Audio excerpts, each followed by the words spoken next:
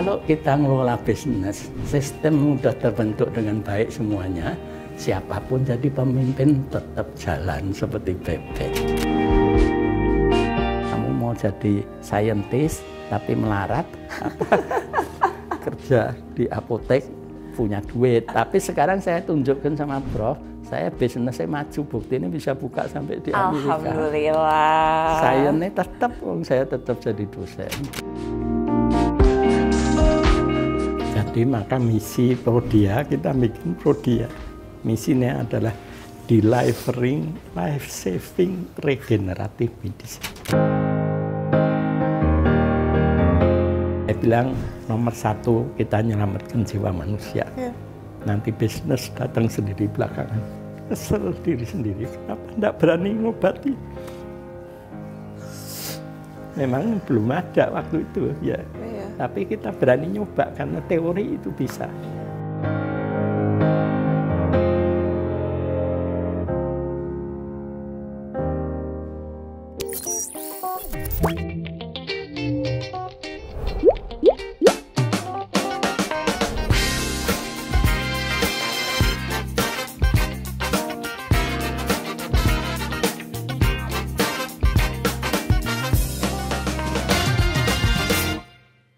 Good morning everyone. Hari ini episode Ngobrol Sore Semaunya, kalian akan follow kegiatan aku untuk medical check up tes Nutrigenomics di Laboratorium Klinik Prodia.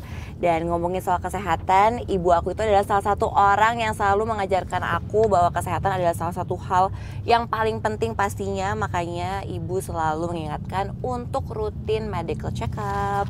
Nah, jadi aku sudah booking di aplikasi You by Prodia untuk tes hari ini. Caranya gampang banget dan cepet banget. Tinggal pilih pemeriksaan yang kamu mau, input jadwal pemeriksaan dan kantor cabang terdekat, lalu lakukan payment, and done, selesai. Oke, selain cek kesehatan, hari ini aku akan bertemu sosok inspiratif di balik Prodia, Bapak Andi Wijaya, founder dan komisaris utama Prodia. Dan gak sabar banget untuk ngulik dan gak sabar banget untuk mendapatkan banyak inspirasi dari Bapak. Follow aku terus.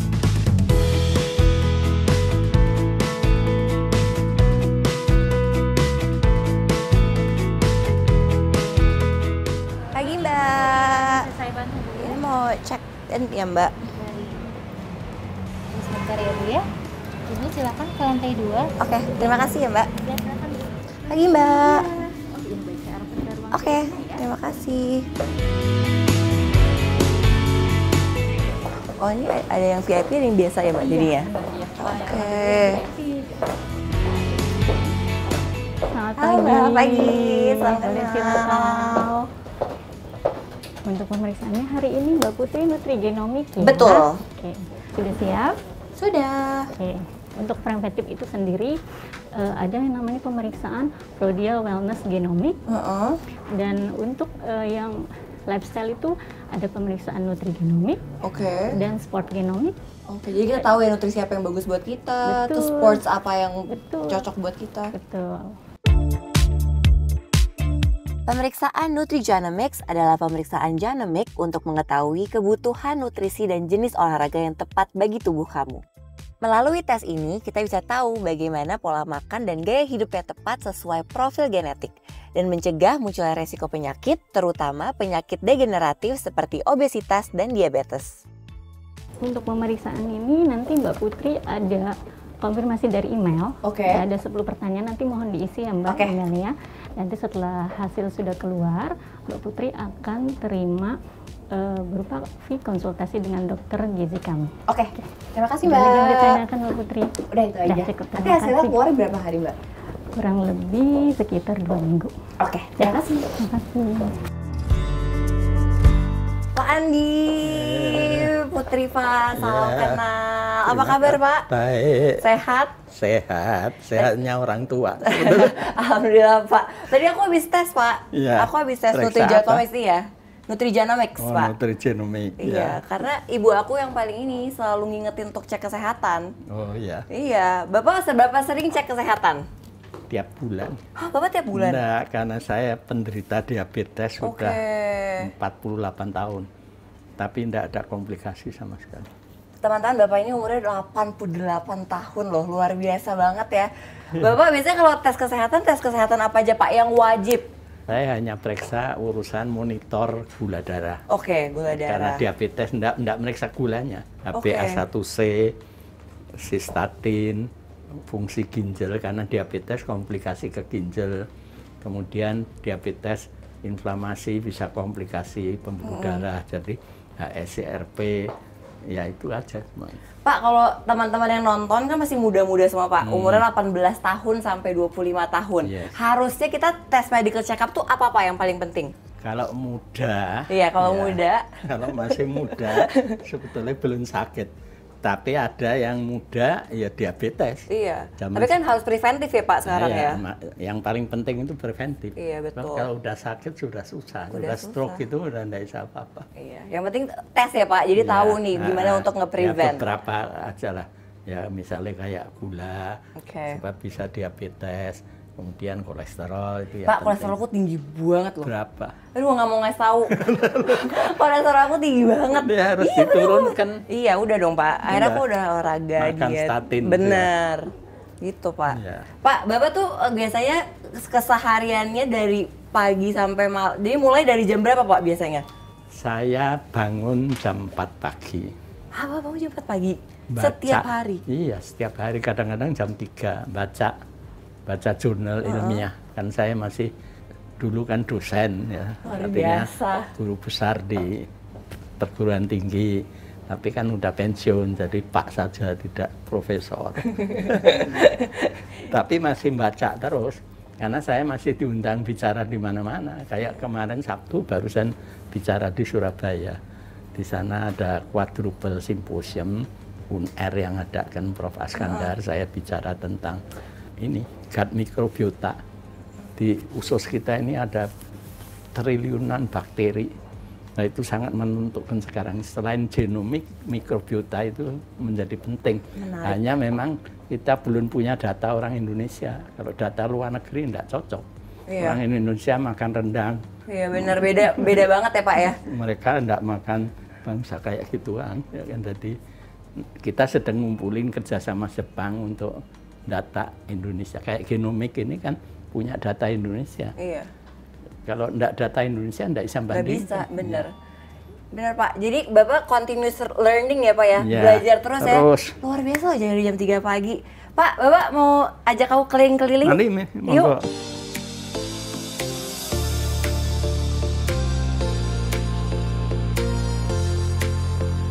Oke Pak, kita lihat-lihat keliling-keliling kantor Pak. Ya. Kalau spot favorit Pak, atau ruangan favorit buat Pak Andi ada nggak Pak, yang memorable? Ada ruang memorabilia. Di situ alat-alat pertama waktu dulu ndak ada. Waktu bangun gedung ini, Bu Endang, Direktur Utama waktu itu, bikin ruangan, ukurannya persis waktu Prodia didirikan di Pasar Nongko. Barang-barang itu udah hilang. Saya minta semua meja-meja segala ini pakai karet ban sepeda dulu. Oh gitu Pak? Iya. Alatnya kan dulu ngajar di Atmajaya, jadi enggak punya duit kan jadi dosen. Jadi alat-alat bekas itu Atmajaya kan ditutup akhirnya, jadi itu pakai alat-alat itu. Itu tahun berapa Pak? 73. Luar biasa. Tahun lalu baru ulang tahun 50. Selamat ulang tahun Pak yang ke-50. Sekarang udah seperti ini Pak labnya. Nah, dari yang kecil jadi udah seperti ini. Sekarang semua sudah otomatisasi. Di sini sehari meriksanya bisa sampai 5.000, 6.000. Oh oke, sehari bisa 5.000 sampai 6.000 ya, tes. Pasien ya. Ini ban berjalan kayak pabrik itu loh. Iya. Serumnya dari sana, pakai komputer semua masukkan, terus ini jalan, nanti belok, periksa ini, balik lagi jalan, periksa alat sana, tergantung periksanya apa. Terus sampai sana, nanti tinggal dilihat itu, lalu mereka masuk lemari sendiri, disimpan. Nah, sebab harus disimpan minimum 2 minggu. Minimal 2 minggu. Kalau ada yang salah, ada apa, bisa dicari. Pak. Nah, cuma karena dulu kalau nyari satu-satu bongkari lama banget. Iya benar. Sekarang ini otomatis, pakai barcode semua, itu masuk nyimpen sendiri ke sana. nanti kalau tinggal pencet di komputer keluar sendiri nomor berapa yang Jadi lebih efektif ya Pak, Iya. dan lebih cepat. Pak, ada berapa karyawan Pak? Seluruh prodi ya. Iya Pak. Karyawan yang benar organik itu 3.800-an. 3.800. Ada lagi kontrak yang kayak ISS untuk kebersihan, untuk satpam segala itu. Banyak yang muda-muda nggak Pak sekarang yang kerja di sini Pak? Paling banyak muda. Paling sekarang. banyak muda ya Pak. Dan aku tahu nggak Pak, yang aku seneng banget dari prodi apa Pak? Di rootnya banyak perempuan. Kenapa Pak? Karena apa filosofinya? Orang nganggap saya playboy milih perempuan, padahal tidak. Ya, karena yang ini kan banyak dari farmasi. Iya. Ya, saya sendiri lulusan dosen farmasi. Semua farmasi itu sekarang ini satu angkatan 80% perempuan. Coba lihat semua perguruan tinggi. Iya. Analis kesehatan D3 yang mereka ini, Iya. seluruhnya perempuan, Iya. nggak ada laki. Iya Pak. Nah, ya kepaksa pegawainya perempuan. Dan perempuan kan juga kuat Pak, tangguh. Ya, maka itu nanti saya terangkan. Oke. Orang perempuan itu punya power and beauty. Wush. Nanti di depan ada kuda, patung kuda-kuda di Oke. kamar saya. Nanti Bapak cerita ya. Yes, Nanti Bapak tentang cerita itu. ya. Pak, ceritain dong Pak soal lab ini kan Bapak, kita tahu nih bahwa ini adalah prodi adalah lab satu-satunya yang punya CAP ya Pak, CAP ya Pak. CAP. Ya. Nah, sehingga kualitasnya pokoknya sama internasional. Nah. Keunggulannya apa aja Pak? Gini loh, awalnya Prodia berdiri karena teman saya, Pak Gunawan, juga founder. Berempat ya nih Pak ya, berarti foundernya ya itu Pak? salah satu, masih hidup Pak Gunawan, istrinya melahirkan anak kedua waktu itu. Oke. Harus dioperasi sesar karena ketutup. Lalu tidak ada donor darah di Solo. Jadi saya ngomong sama yang bedah itu, kita diperiksai semua. Karena Bu istrinya Pak Gun itu golongan O, golongan semua yang diperiksa temennya jadi O. Saya tuh B, saya tahu waktu masih kuliah tahu B.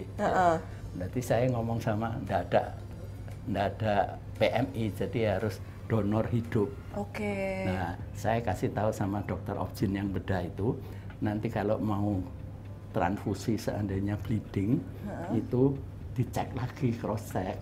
Oke. Nah, ahli Objinnya itu ngomong demikian. Nah, kamu buka lab aja, ndak ada lab bagus di Solo katanya gitu. Oh, jadi itu tuh Pak ya pertama kali opportunity terbuka tuh ya Pak? Nah, jadi dengan itu quality is number one. Oke. Maka pro dia itu singkat dari pro untuk dia diagnosa lebih baik. Oh. Mutunya number one, jadi selalu lab Harus for nomor quality. satu, oke. Itu nyangkut jiwa manusia, tidak boleh main-main. Betul Pak. Kita tidak khusus cari duit tok, tapi nomor satu itu. Nah, kemudian Prodia, dianya saya tambahin lagi untuk si dia yang bergabung dengan Prodia. Jadi kita IPO supaya semua orang punya saham. Iya, bisa berkontribusi juga ya Iya. Pak untuk manusia. Yes. Nah Pak, jadi kalau ini bedanya sama yang tadi apa? Kalau ini? Beda. Jadi ini seluruhnya adalah untuk pemeriksaan genomik sama Oke, itu. yang tadi aku tes berarti ya Pak? Ya, ini di sini periksaan. Dari mulai sana, Oke. terus dibawa ke sini. Satu arah harus. Kalau tidak ya kena kanan sangat sensitif kan. Iya. Pak, kalau kerja di sini tuh working hour-nya jam berapa sampai jam berapa Pak? Ada nggak Pak? Kalau tidak tentu, kalau yang laboratorium, karena itu pelayanan, Iya. ada yang 24 jam tapi shift. Oke. Karena orang sakit tidak bisa nunggu. Betul Pak. Orang stroke diperiksa apanya harus cepet keluar hasilnya. Iya benar Pak. Ya, Jadi kalau harus standby ya Pak? Nggak bisa besok pagi. Nggak bisa nunggu Pak. Ya kayak rumah sakit kan 24 Iya, jam. Ini. benar. Tinggal bagaimana ngatur shiftnya. Iya. Kalau yang administrasi ya jam kantor biasa. Oke Pak, kita ngobrol-ngobrol lagi. Kita ke ruangan Bapak gimana? Ya boleh. Ayo. Oke Pak, Ya. kita sudah sampai ruangan Bapak nih. Ya. Katanya Bapak koleksi kristal, bener nggak Pak? Iya. Tadi Bapak ini Nanti ya. saya terangkan. Bapak terangkan banyak ya. falsafahnya di Wih, ruangan. luar biasa. Di sini banyak sekali Ih, lucunya. burung hantu sama kuda. Ya. Kenapa burung hantu Pak? Ini contoh di sini. Ini burung hantu, Iya. bawahi buku. Kenapa? Oh iya, ada bukunya. Jadi karena burung hantu itu melek malam, zaman dulu kalau melek malam itu belajar. Padahal saya ganti pagi loh. Ya, jadi ini simbol dari sains ilmu. Sains, oke. Ya, karena dulu zaman saya masih di ITB, belum lulus, sudah jadi asisten karena tahun 50-an begitu, kan masih jarang yang sekolah. Nah, saya jadi asisten dari salah satu profesor, yaitu Profesor Pui. Waktu saya lulus, dia tanya saya, Andi, kamu mau jadi apa? Mau jadi saintis, ngajar. Tapi melarat, enggak punya duit. Oh, ya. Dulu kayak gitu ya, Pak? Dulu tuh saintis tuh nggak punya duit ya, Pak? Duit. Nah, kalau kamu mau bisnis, waktu itu farmasi yang lulus, saya nomornya baru 162. Jadi masih kurang sekali, seluruh Indonesia cuma ada apoteker 62. Jadi itu kalau mau cari duit. Saya karena itu bos saya, ya guru saya nurut aja. Tapi dalam hati saya mosok, nggak bisa dicampur sains sama bisnis. Itu yang mendorong saya sekarang tetap sains. Saya tetap di perguruan tinggi, tetap mempelajari jurnal banyak sekali, tetap bicara di mana-mana, tetap ngajar. Tapi kuda ini lain. Kuda ini kalau lihat patung kuda, ini kuda-kuda. Kalau ini dari batu giok dari Cina. Kalau itu dari Murano, Itali, semua Murano saya di sana. Ini kuda ini punya power and beauty. Kenapa? Punya power and beauty. Karena tenaga kuda. Kan ukuran power kan horsepower, HP, betul. Tenaga kuda. Tapi beauty, lihat aja lekuk-lekuk, ekor, rambut, itu bagusnya bukan main. Di Prudia ini karena banyak perempuan. Betul. Perempuan itu di Prudia ini punya power and beauty. Mereka jagoan semua. Maka direksinya semua perempuan bukan yang luar biasa. Nah, sehingga ini simbol bisnis saya. Ini bisnis, itu sains. Jadi ini, burung hantu tuh sains, kuda itu bisnis. Nah, ini sains semua, bisnis, buku-buku bisnis. Ini sains. Bebek ini punya cerita sejarah. Gimana, Pak? Pada waktu di Ungaran kan enggak punya kerjaan ayah saya. Nah, itu nyewa satu kayak villa gitu. Nah, enggak punya kerjaan, jadi ayah saya bikin tepung tapioka. Daripada dedaknya dibuang, karena halamannya gede, bapak saya ngimu bebek. Bebek ini digiring, kan barisannya rapi. Pernah lihat nggak? Iya, selalu satu baris. Nah ya, pergi ke sawah, ke sungai, di belakang ada sungai Garang, bawah Gunung Ungaran, saya tiduran, bebeknya cari makan. Karena hampir 3 tahun saya melakukan itu, jadi ngamatin bebek itu tadi. Apa sih perilakunya, ternyata bebek ini luar biasa. Itu yang saya pakai nanti sebagai falsafah ngelola Prudia. Falsafah bebek. Ya. Jadi bebek itu satu. Ya, Bapak Bebek. Dia itu kalau barisan rapi, selalu ada kayak pemimpin di depan, loh. Nah, ngikutin deh itu kan Pak biasanya. Tapi semua warnanya coklat. Jadi saya apa benar pemimpinnya yang mana? Jadi yang depan tak kalungi karet hijau. Nah, karet itu loh. Iya. Nah, biar tahu pemimpinnya ya, Pak. Enggak, besok pagi ganti yang di depan. Oh gitu. Tiap kali ganti. Jadi siapapun bisa jadi pemimpin. Bagus. Jadi artinya apa? Saya terjemahkan. Kalau kita ngelola bisnis, sistem sudah terbentuk dengan baik semuanya. Siapapun jadi pemimpin tetap jalan seperti bebek. Itu satu. Maka itu waktu umur sekian kita semua mundur yang pemilik ini. Biarpun Pak Gunung masih sehat, enggak apa-apa, ganti profesional semua. Bebek ini kalau cari makan, kan saya ini cuma tiduran di bawah pohon, ngamati tahun-tahunan dan sedikit. Itu bebek itu kalau di sawah sana dia nemu banyak cacing atau keong atau apapun, tidak serakah. Manggili temennya suruh ke sana semua. Jadi bareng. Kalau mau pulang, kurang satu, enggak mau jalan. Nungguin nyari, manggilin terus kuek-kuek itu. Jadi sangat kompak, sangat bagus. kalau di tengah jalan ketemu kerbau, kumpul lehernya ke atas semua, saling melindungi. Iya. Nah, jadi bebek saja bisa begitu. Itu karena saya sampai Prof. Slamet bilang kamu ini memang jiwanya peneliti, umur 11 tahun udah meneliti bebek. Iya. Ya masalahnya kan saya cuma tidur aja di bawah pohon nungguin bebek. Dan bebek ini tahu jam tet, tidak pernah telat. Kalau saya tiduran jam 5 dia kuek-kuek bangunin saya. Itu karena angon bebek. Sehingga Pak, jadi ada filosofi untuk Prodia ya Pak? Nah, bebek ini akhirnya saya pakai untuk ngelola Prodia, bagaimana manage orang-orang di Prodia. Luar biasa Pak. Nah maka itu saya cari bebek kristal ini. Luar biasa. Pak kita lenggah Pak, duduk ngobrol-ngobrol lagi Pak. Mari, monggo.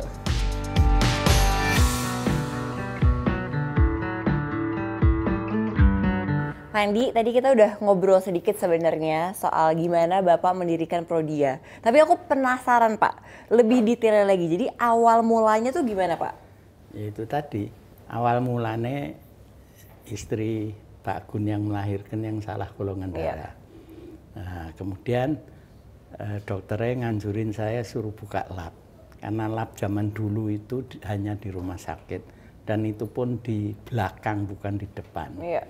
Karena ya periksanya cuma urin sama feses gitu. Betul. Jadi kotor. Nah, jadi waktu dianjurkan buka lab, kita mikirnya sampai setahun. Ya. Jadi tiap kali diskusi kita berempat. Pak Gunawan dosen di Atmajaya juga, saya dosen. Nah, Pak Gunawan sebagai jobnya karena dosen gaji kecil dia kerja di apotek Rapi. Nah, di apotek Rapi ada Pak Amdono yang ngurusin situ. Kemudian ada orang lagi Pak Singgih yang suka jualan bahan-bahan ke apotek. Jadi saya kenal Pak Gun kenal Pak Amdono kenal Pak Singgih. Lalu akhirnya saling kenalan semua jadi berempat. Jadi berempat ini ya Pak foundersnya ya Pak. Akhirnya dari mana Pak duitnya? Nah, ya duitnya tabungan. Jadi satu orang hanya 45.000. Satu orang 45.000. Kali 4 kan 180.000. Iya. Untuk ngontrak Jalan Pasar Nongko 83.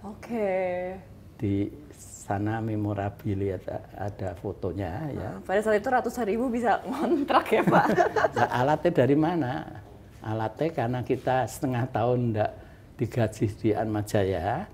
Lalu Atmajaya tutup, yayasan bilang silahkan milih alat-alat bekas sebagai ganti kompensasi tidak digaji tadi. Jadi saya ngambil mikroskop yang di memorabilia monokuler sudah karatan kan praktikum mahasiswa kan tidak bersih. Nah, itu saya bersih bisa dipakai tabung-tabung sama pipet sedot segala macam. Alatnya harus punya alat untuk meriksa dari mana? Pinjem uang karena di Setio Harto ada alat itu, alat kecil LP2, di bawah ada, harganya waktu itu 280.000, nggak punya duit, pinjem temen, pinjem nggak pernah dibayar lunas. Tapi teman saya itu akhirnya ikut punya saham di Prodia. Oh ya bagus Pak, yang penting dapat saham. Ya, itulah. Ya. Jadi itu mulainya di Solo. Nah, jadi omset pertama, bulan pertama hanya 37.500. Pegawainya 2. Di bawah ada fotonya, satu Nyonya Supinah ini perawat untuk ngambil darah. Karena dia yang bisa ngambil darah. Yang satu Mbak Titik sudah meninggal sekarang. Mbak Titik itu asisten saya waktu di Atmajaya dulu. Jadi mahasiswa, ya kan. Nah, hanya berdua itu pegawainya. Nah, kan omset bulan pertama yang periksa cuma tetangga. Dan dengan 37.500 enggak bisa gaji. Jadi Nyonya Supina sendiri gaji 42 waktu itu, enggak cukup. Jadi saya bilang Mbak Titik itu, mahasiswa saya, kamu kan belum menikah. Gaji nanti enggak tahu tanggal berapa. Jadi Nyonya masih bisa gitu ya Pak dulu? Nyonya Supina digaji, itu pun masih kurang utang. Jadi kalau dapat omset lagi buat Ibu Supina Baru gajinya Mbak Titik itu tanggalnya bisa tanggal 63, bisa tanggal 70. Enggak tentu. Tergantung. Bapak, berarti Bapak sebagai founders nggak digaji juga dong saat itu? Ya enggak. Bapak digaji pertama kali dari Prodia tuh tahun berapa Pak? Setelah berapa lama? Setelah punya Jakarta, punya Bandung, punya Medan. Waduh lama tuh. Iya. Hah, Bapak digajinya setelah punya Bandung, punya Jakarta? Sampai perhiasan istri saya semua dijual untuk makan sampai saya dapat gaji. Set. Itu cerita awal. Kemudian pindah-pindah lalu buka. Masih kecil buka Jakarta. 2 tahun 75 buka di Jakarta. Di base tingkat. Mbak Titik yang jadi itu jadi kepala cabang sini. Nah, lalu berkembang buka sana sini. Ya terus berkembang. Dan belakangan sampai pernah buka di Los Angeles itu tahun 86 sampai 90 buka di Los Angeles. Maksudnya apa? Iya, maksudnya Bapak, kenapa Pak? Kita kalau di sini mereksane kan terbatas isinya ini. Kita ndak bisa beli alat canggih-canggih. Betul. Jadi dirujuk ke Amerika. Dulu zaman ndak bisa ngerujuk ke lab sana, ndak bisa. Ya dibawa ke lab kita yang di sana untuk ngerujuk lab di sana yang besar-besar. Sehingga saya itu setahun waktu itu 86 sampai 90 selama 5 tahun, 2 minggu di Indonesia karena masih ngurusi sini, 2 minggu di Amerika. Tapi Bapak waktu saat ke sana, Bapak berarti sering ke Los Angeles tahun berapa tuh Pak? 86 sampai 91. Itu dunia kesehatan, industri kesehatan di sana jauh lebih. Di sana semua dibayar asuransi, Ya, betul. Medicare dan medical. Medical itu asuransi State of California, karena kita di Los Angeles, California. Kalau Medicare itu nasional, federal. Ya. Nah karena biaya itu makin, waktu kita awal buka, kalau check up 25 chemistry gitu, harganya 250-an. Ya. Kolesterol $10 tes di sana. Ya. Tapi setelah pemerintah sana kan biayanya terlalu gede, jadi dibatasi namanya DRG, Diagnostic Related Group. Jadi yang boleh diperiksa hanya yang related sama penyakit, yang enggak dibayar. Wah, dokter juga gitu, jadi semua dokternya meres kita supaya murah-murah. Jadi yang dulu $250 tinggal $5,5 yang ngapain kerja bakti toh jadi. Ya, jadi kita tutup dijual ya enggak laku. Iya. Yang laku pelanggannya aja dibeli orang Iran. Ya.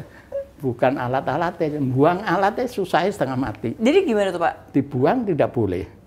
Terus? Ya sewa gudang. Sampai berapa tahun kita sewa gudang. Belakangan ya sudah punya duit banyak dimusnahkan. Iya. Karena musnahkan mobil sama beli mobil baru itu murah beli mobil baru. Waktu itu.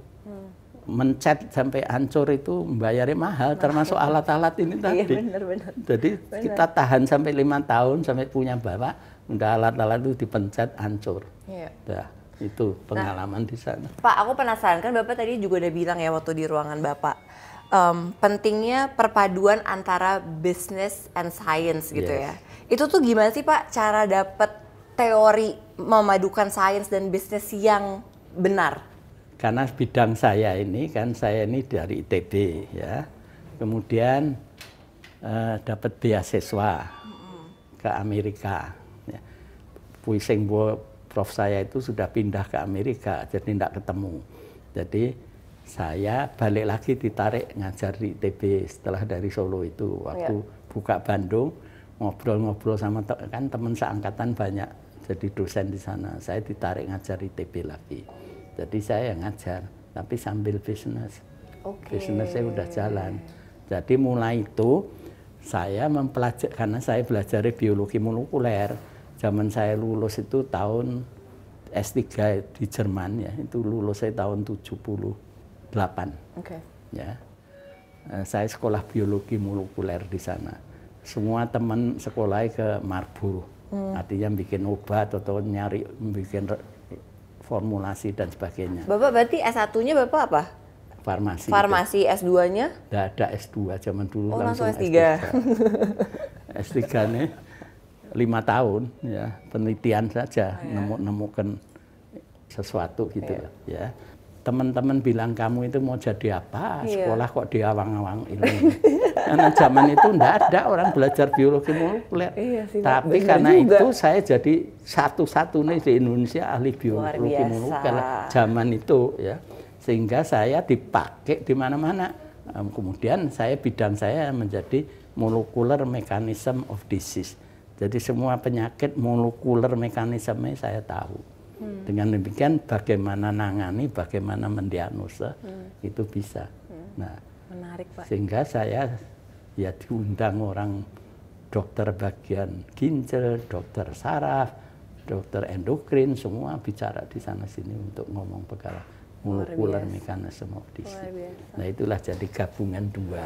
Lalu akhirnya orang-orang Prodia saya sekolahkan semua. Waktu saya jadi ketua program studi di Makassar, pensiun ITB, maksud saya pensiun.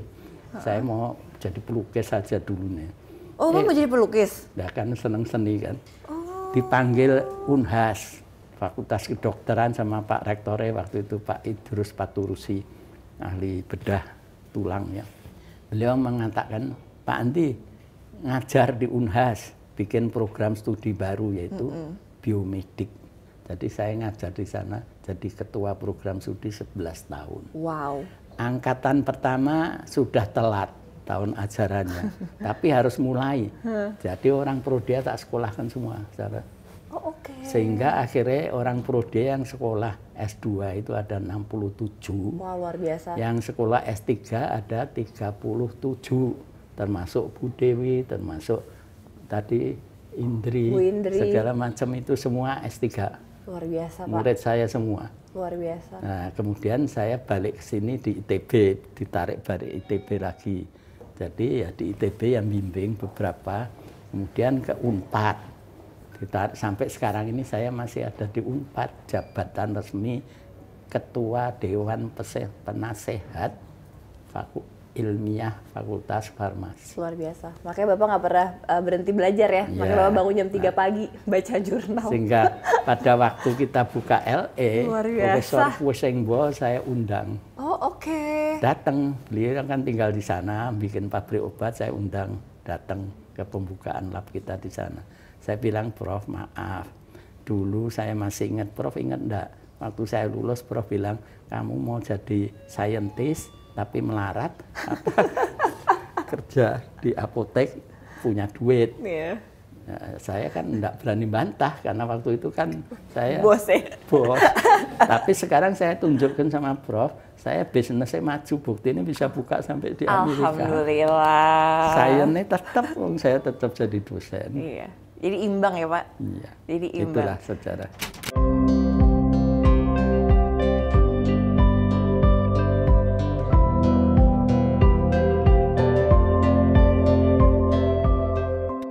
Nah, Pak, kan sekarang kan Prodia udah jadi leading industry lab ya, Pak.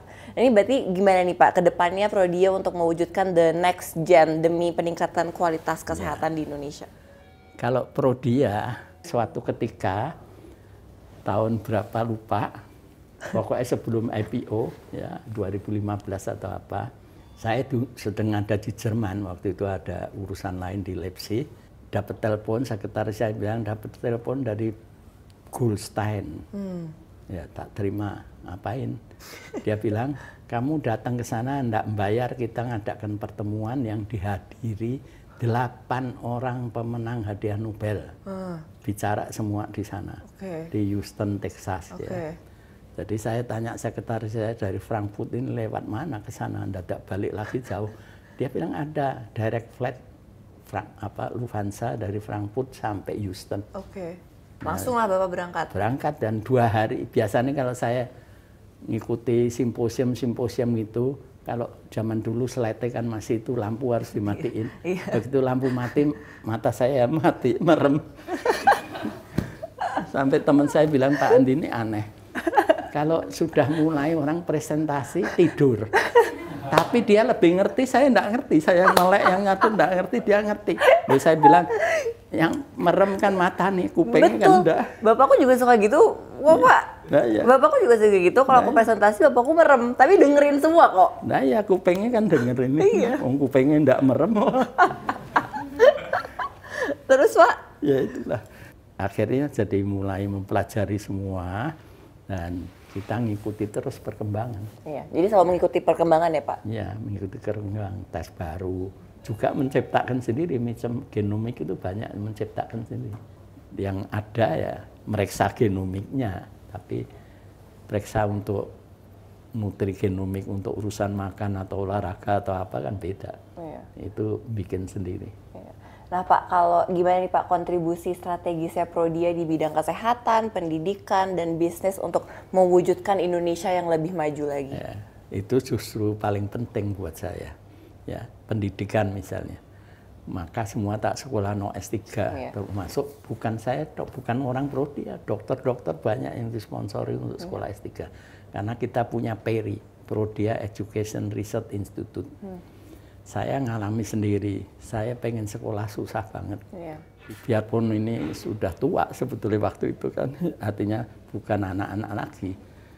Jadi kalau pagi itu nyuri roti keras itu, sama telur rebus segala, sama segala untuk apa makan telurnya, rotinya masuk tas, kalau malam makan itu. Terus belakangan ya ndak enak, terus kerja.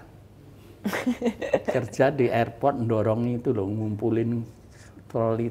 Iya, troli. Tapi kalau zaman sekarang ditarik pakai skuter gitu. Iya. Ini enggak dulu. Ditarik orang didorong. Ya. 3 hari kerja boyoknya sudah enggak sakit. Kuat, sakit semua. Badannya sakit semua, enggak kuat. Biarpun gaji lumayan ya. Iya. Luar biasa. Pak, pertanyaan terakhir Pak. Apa harapan yang masih ingin dicapai Pak Andi untuk Prodia?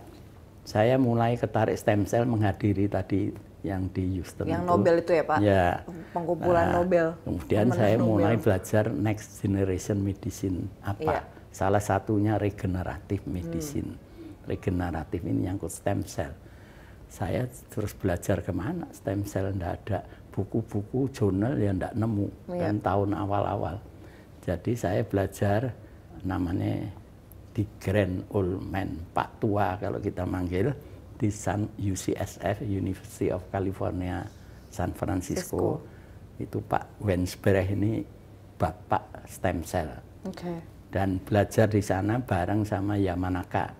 Yamanaka ini yang nemukan pluripotent stem cell tahun 2012 dapat hadiah Nobel juga. Luar biasa. Saya sih cuma belajar, bukan neliti di sana ya. Sama bapak ini, kemudian mulai neliti. Suatu ketika, karena saya dianggap ngerti stem cell, saya diundang Prof. Janggan ke Malang bicara. Prof. Janggan itu mantan murid saya. Saya bicara stem cell, selesai didatangi oleh dokter muda perempuan. Pak Andi, saya boleh tanya? Ya silahkan. Saya ini dokter GP lulusan Brawijaya. Suami saya juga GP, dokter umum semua. Kita praktek berdua. Punya anak 1. Sekarang anak itu tingkat 3 mahasiswa kedokteran juga. Anak ini dia nunjukin foto. Bagus, cantik kan? Ya, pinter ini katanya. Selalu juara kelas dari mulai SD sampai SMA. Kemudian di perguruan tinggi juga bagus. Tapi apa? Tahun lalu didiagnosa menderita multiple myeloma. Jadi autoimun di otak. Sel otaknya rusak sendiri. Jadi tidak ada obat. Saya udah kemana-mana di Indonesia. Akhirnya saya cari. Apa enggak ngerti, pokoknya dia bisa nemu di Cina ada diobati bisa multiple. Saya bilang dengan apa? Sel otak janin. Lah, janinnya dari mana di Cina? Menurut dia di Cina waktu itu anak enggak boleh lewat dari 1. Ya kan dibatasi. Kalau sekarang di los karena penduduknya tambah. Kalau punya anak 2 harus digugurin. Nah, janin yang digugurin ini diambil otaknya, dipakai untuk mengobati stem cell di otak itu tadi gangguan. Biayanya katanya pengobatan itu 400 juta. Mahal pasti ya. Nah, saya pun tabungannya tidak punya, jadi mobil saya jual. Terus ngabarin saya terus, ini sudah dioperasi, sudah dimasukin stem cell-nya, ya kan. Terus perkembangannya gimana? Belum ada perkembangan, tetap aja masih makin parah malahan. Akhirnya sebulan di sana dia pulang, enggak berhasil. Terus akhirnya meninggal. Nah.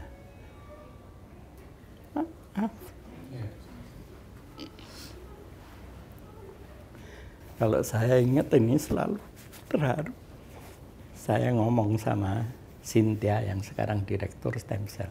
Coba waktu itu kita terapi sendiri tanpa bayar.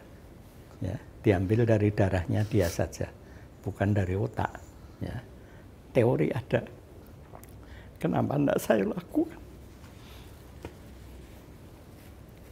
Karena memang kita belum lakukan itu. Jadi maka misi Prodia, kita bikin Prodia.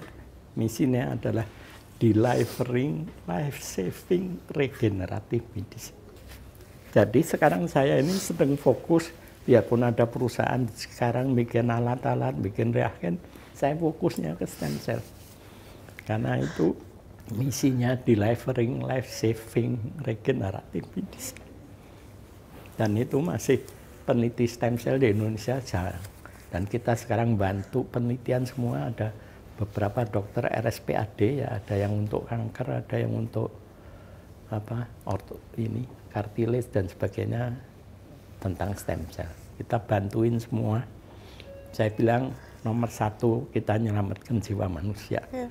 Nanti bisnis datang sendiri belakangan. Aku jadi sedih, Bapak. Jadi.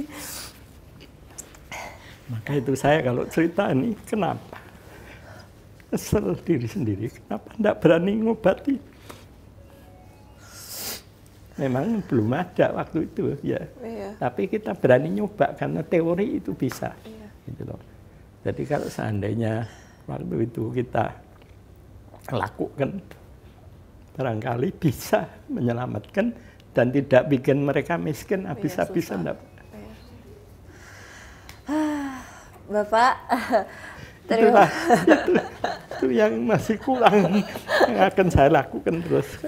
Bapak, semoga Bapak sehat terus. Semoga Bapak terus bisa berkontribusi dan terus bisa menginspirasi banyak orang. Pasti teman-teman yang nonton sangat terinspirasi sama Bapak. Dan aku mengucapkan terima kasih juga Pak sudah berkontribusi untuk banyak sekali jiwa manusia di Indonesia. Dan teman-teman terima kasih yang sudah nonton Ngobrol Sore Semaunya. Bapak terima kasih banyak atas waktunya. Ya. Terima kasih udah menyempatkan untuk ngobrol-ngobrol dan cerita sama kita. Pasti kita dapat banyak sekali pelajaran. Terima kasih Pak. Terima kasih teman-teman yang sudah nonton. Selalu nonton Ngobrol Sore Semaunya hanya di Siksu Media.